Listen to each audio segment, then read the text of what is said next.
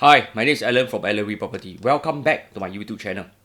In today's video, I'm going to talk about condominiums in the Spottiswoode area. Spottiswoode is in Prime District 2 within the rest of the central region. There are 4 private condos in this cluster. As usual, we'll be studying their past performance. Since all of them are of freehold tenure, this means our assessment will be more consistent. I'll be evaluating their performance from launch. Are you curious to know how well will they be performing? Sure win because of its freehold and prime location? Or will they fare poorly just like its peers inside the CBD? Stay under the end when I will compare them against other condos around Singapore to give you some perspective. With that, let's go into the hit and miss. First condo, Spottiswoode 18. This condo is one of the 4 new condos in this area. Formerly, they were old apartments that went en bloc one after another. Spottiswoode 18 is located along Spottiswoode Park. It's on freehold tenure. There are 251 units and is TOP in 2014. Let's zoom into the historical chart. It was going for 1,007 to 2,005 per square feet back in 2011. Prices continue to go up slightly over the past decade. Today is hovering around 2,002 to 2,005 per square feet. Okay, fair return. Let's head over to the profitable transactions. So far, there are 67 profitable transactions. Profit range from 100,000 to 300,000. Annualized return range from 0.9 to 3.9%. Decent return in my opinion after more than a decade. There are also others that lose money. There are 26 of them. They range from low 25,000 to as much as 400,000. This confirm is a painful loss. Take note, all of them are bought at launch. This means when you buy Pao, always remember, no Pao Jiao. Let us move on to the next condo. Spottiswoode Suite is located next to Spottiswoode 18. They are side by side. There are 175 units, TOP in 2017. Let's zoom into the historical chart. It was going for a slightly higher price at 2,000 to 2,700 per square feet when it was launched back in 2013. The developer continued to market them over the years until it TOP. There has been active resale transaction volume over the past years. Resale prices are hovering around 2,002 to 2,005 per square feet in recent years. Let's take a look at the transaction in detail. So far, there are 30 profitable and 18 unprofitable deals. The ratio between the hit and miss seems to be a little too close for comfort. Anyway, profit range from 3,000 to 77,000. Annualized return all less than 1%. Why so chewy? After expenses, this is barely break even. If I'm the seller, I sell already. I also paiseh to tell others I make money. Anyway, let's take a look at lost money deals. Losses range from 5,000 to 200,000. Don't need to see the analyzed return already. Lose money liao. Why like that? Let me share this with you. It's likely those loft you need. That is why I'm not a big fan of it. Let's go to the big brother in this location. Since this is a bigger project with 351 units, it TOP in 2013, is developed by UOL. I hope you will have some standards. This is a unit mix. There's a good mix of 1, 2 and 3 bedrooms. Although the majority are skewed towards smaller units, this means it's likely for investment. Anyway, as I look into the past transaction, I can't help to wonder if they are too cheap. For the 2 bedroom that measure around 900 square feet, the going rate is 2,003 per square feet or 2.2 million. This is a freehold condo. Walk to CBD. OCR new homes are already trending at 2,500 per square feet for 99 years. Either I think too much, or Spottiswoode residence is dirt cheap. Let's check out the historical chart over time. Okay, pretty stable over the years. Can see a slight uptick in prices in recent years. How well will it perform?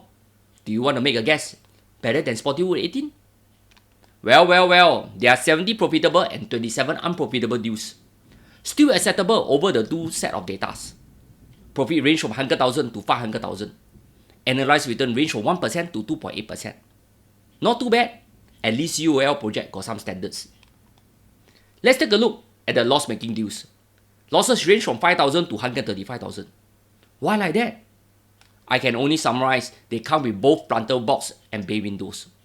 These are designs that were practically adopted by developers 15 to 20 years ago. They are technically the most useless space but counted as part of your strata area. Heng this kind of design concept has already been shelved in cold storage. That is why planning parameters play a huge part in how our built environment are being shaped.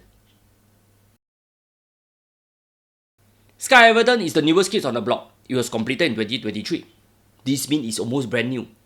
There are 262 units comprising 1, 2, 3, 4 and even 5 bedrooms. As usual, the majority of the unit mix are small apartments. Let's zoom into the historical chart. It was going from 2,000 to 2,900 per square feet when it was launched back in 2019. The developers continue to market them over the years. There have been active resale transaction volume since TOP. Resale prices are going for 2,005 to 2,009 per square feet in recent years. Let's take a look at the transaction in detail. Not bad, 20 profitable versus 2 that lose money. Profit range from 190,000 to 424,000. Analyzed return is between 1.6 to 3.2%. Fairly good result in my opinion. I'm equally surprised. Why is that so? I can only summarize into 2 reasons. Firstly, they don't have any surprise layout. Most of the layouts are those typical condo layout you find in most new homes today. You pay for what you get. Secondly, they are almost brand new. It's a new condo that is ready to move in. You don't even need to wait for it to be constructed. That is why there is this appeal and premium in TOP condos. Here, let's sum up the above condos. I will only compare Spottywood 18, Spottywood Suites and Spottywood Residence as they were launched almost at the same time. As for the newest kids of the block, Sky Everton, I will omit it out. From the chart, we can see that Spottywood 18 only appreciated in value by 12% since 2011. Like that, this means that it was launched at 2,000 per square feet back in those days. This is considered to be very pricey. That is why even though prices average 2,300 per square feet today, they don't seem to be very attractive to me. Next, Spottywood Suites. It was launched slightly later in 2013. Price then were 2,200 per square feet. Today, prices has appreciated to 2,389 per square feet, or a reasonable 6%. Wow, I'm speechless. This means those that enter high may not even exit with a decent profit. Do take note of that. Don't say freehold near CBD is a sure win. As for the bigger Spottywood Residence, it was launched at 1,894 per square feet back in 2010. Today is going about 2,279 per square feet or a 20% gain. Not too bad, factoring in its lower entry price. However, to make 20% after a long 14 years, is that acceptable to you if you are one of the owner there?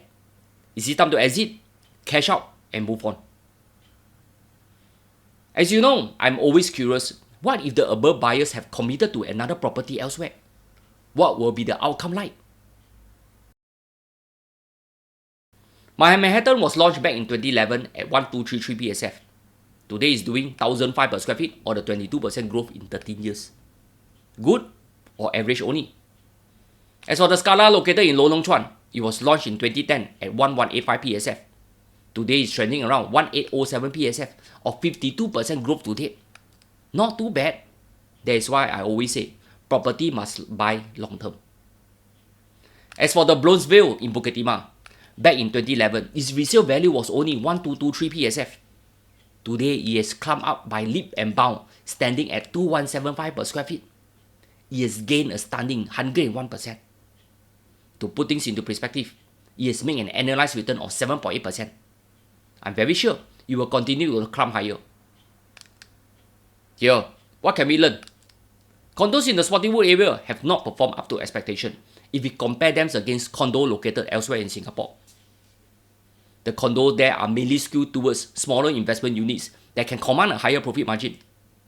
This means such condo in the resale market can only attract investors, singles, dings, and PR, who are looking at smaller apartments near the city. Families will avoid, or should I say, price out of this market altogether. However, the silver lining is the upcoming Cantonment MRT station along the Circle Line extension. This will add extra convenience between Harbourfront and Marina Bay MRT station, and most importantly, to its property value.